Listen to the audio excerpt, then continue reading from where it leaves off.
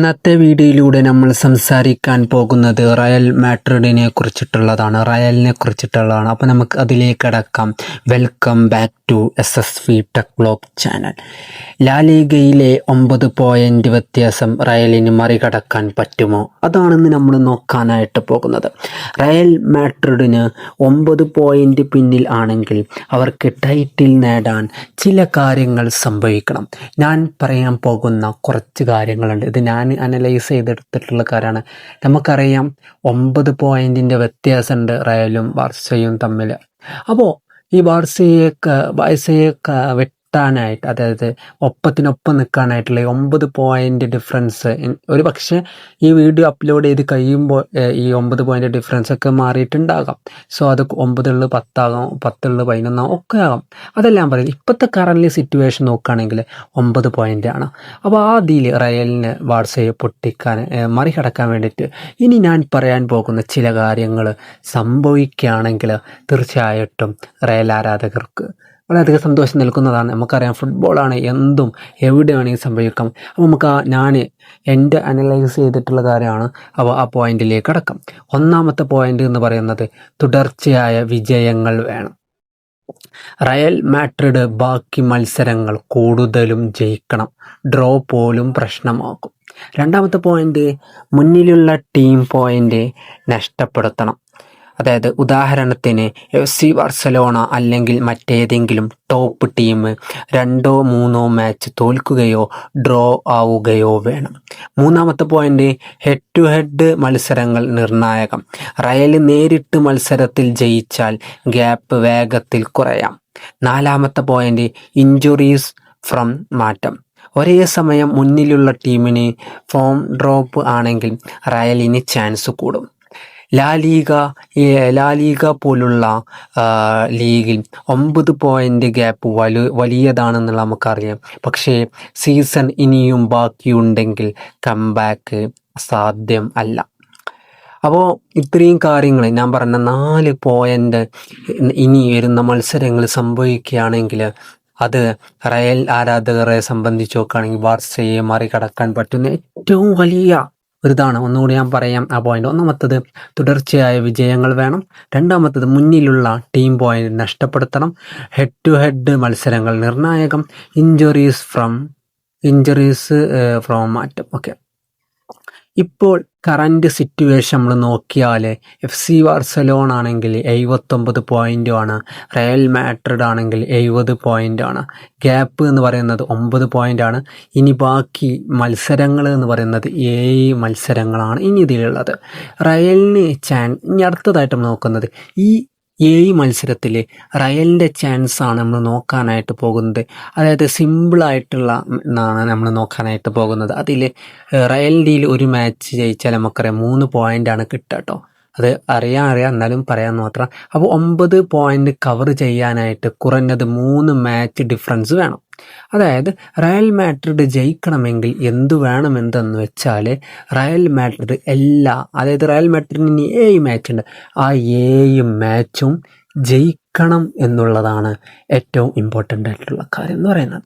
അതായത് 7 മാച്ചും Real Madrid ജയിക്കുകയാണെങ്കിൽ റയലിന് അവിടെ കിട്ടാനായിട്ട് പോകുന്നത് 21 പോയിൻ്റാണ്.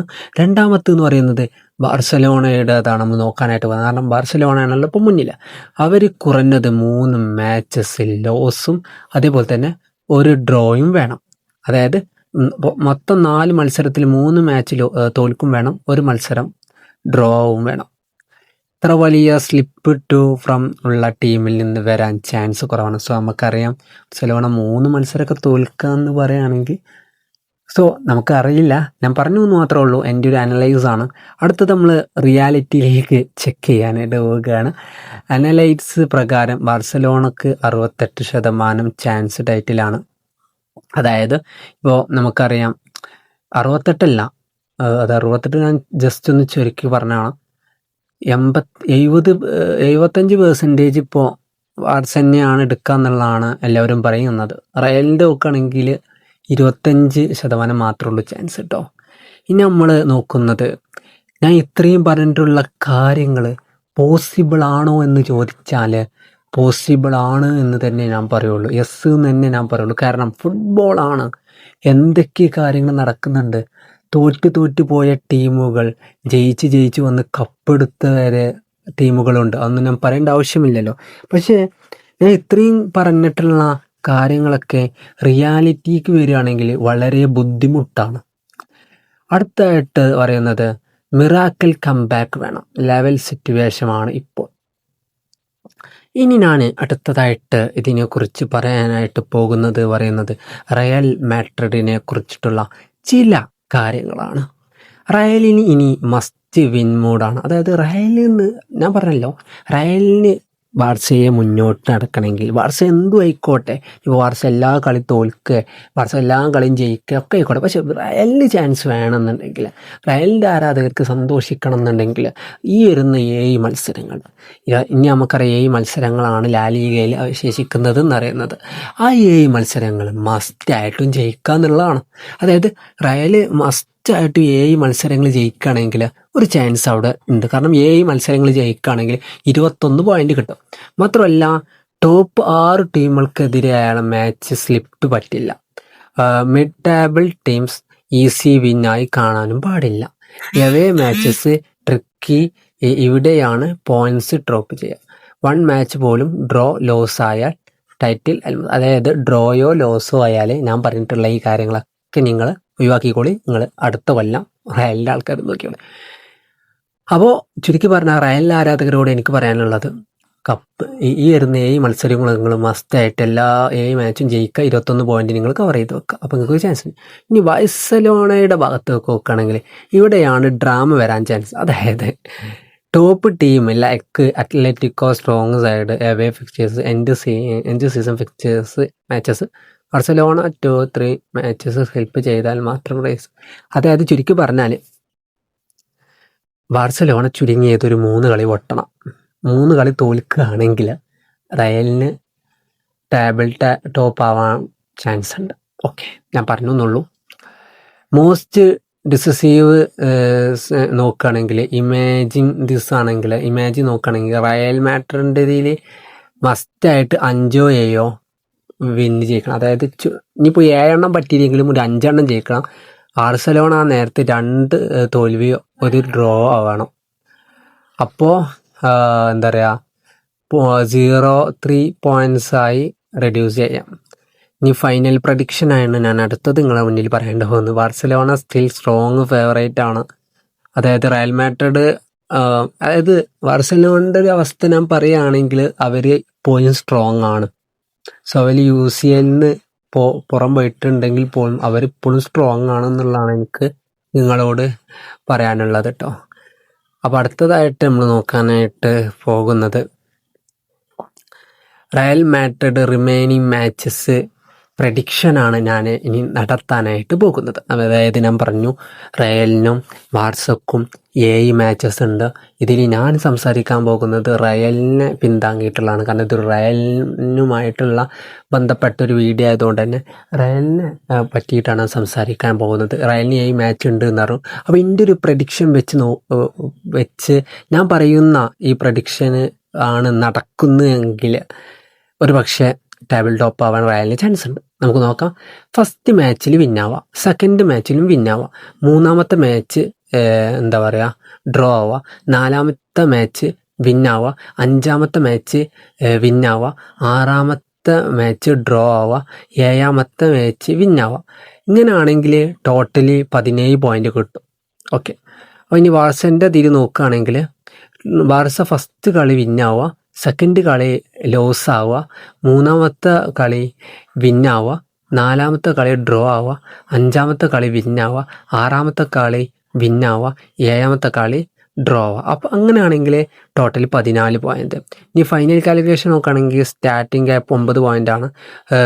റിയലിൻ്റെ ആണെങ്കിൽ 3 പോയിൻറ്റ്സ് ഡിഫറൻസ് പ്ലസ് വരും. അപ്പോൾ ഫൈനൽ ഗ്യാപ്പിൽ 6 പോയിന്റ് സ്റ്റിൽ. ഓക്കെ, അപ്പോൾ ഇത്രയാണ് നമുക്ക്. അപ്പോൾ even with the good run from Real Madrid, Barcelona small slip മാത്രം ഉണ്ടായ.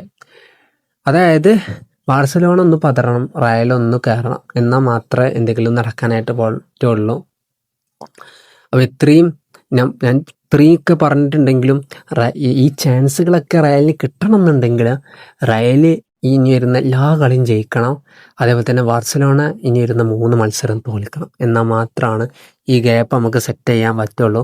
അപ്പോൾ ഇത്രയൊക്കെയാണ് നമ്മൾ പറഞ്ഞിട്ടുള്ളത് എന്ന് പറയുന്നത്. ഇതിന് ഒറ്റ വാക്കിൽ പറയുകയാണെങ്കിൽ ഇതാ ഇമ്പോസിബിൾ കംബാക്കാണ്. സീസൺ അവസാനത്തോട് അടുത്തിരിക്കുകയാണ്. റയൽ മാഡ്രിഡിന് 9 പോയിന്റ് പിന്നിലുണ്ട്.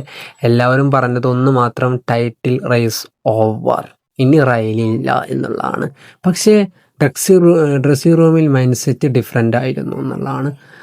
അപ്പോൾ ഇത്രയും കാര്യങ്ങളൊക്കെ നിങ്ങൾക്ക് മനസ്സിലായിട്ടുണ്ടാകും എന്ന് ഞാൻ മനസ്സിലാക്കുകയാണ്.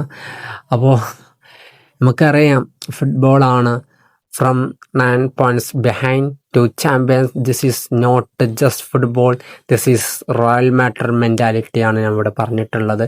അപ്പോൾ അതുകൊണ്ട് തന്നെ ഒരു ചെറിയ ഒരു കമൻട്രിയോടുകൂടി ഞാനിത് അവസാനിക്കുകയാണ്. ഈ കമൻട്രി ഞാൻ ഡെഡിക്കേറ്റ് ചെയ്യുന്നത് റയൽ മാഡ്രിഡ് ആരാധകർക്ക് വേണ്ടിയിട്ടാണ്. അപ്പോൾ ഈ വീഡിയോ കാണുന്ന എല്ലാവരും റയൽ മാഡ്രിഡ് ആരാധകർക്ക് ഷെയർ ചെയ്യുക കേട്ടോ. ഓക്കെ, ഇത് റയൽക്ക് വേണ്ടി ഞാൻ ചെയ്യുന്നതാണ്. നമുക്കറിയാം ഫുട്ബോളാണ് ഞാൻ ഇഷ്ടപ്പെടുന്ന ടീം റയലല്ല. നിങ്ങൾക്കെല്ലാവർക്കും അറിയാം ഇഷ്ടപ്പെടുന്ന ടീം എന്ന് പറയുന്നത് ബാർസലോണ ആണ്. സോ ബാർസലോണ എല്ലാ കളികളും കാണുന്നുണ്ടോ ചോദിച്ചാൽ എല്ലാ കളികളൊന്നും അങ്ങനെ കാണലില്ല. കാരണം മെസ്സി ഉണ്ടായപ്പോൾ ഞങ്ങളെ തറവാടാന്നുള്ള ഒരു കമാൻഡറിയോടുകൂടി ഞാനിവിടെ അവസാനിക്കുകയാണ്.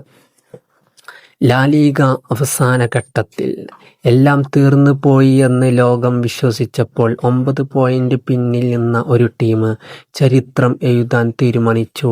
ആ ടീം റയൽ മാഡ്രിഡ്. മാച്ച് ഒന്നിനു പിന്നാലെ മാച്ച് വിജയങ്ങൾ മാത്രം. Last minute clean sheet, unstoppable momentum. അതേസമയം ബാർസലോണ ഒരു തോൽവി, ഒരു ഡ്രോ. പ്രഷർ ബിൽഡായി തുടങ്ങി. ഒരു രാത്രി 85 മിനിറ്റ്, സ്കോർ 1-1.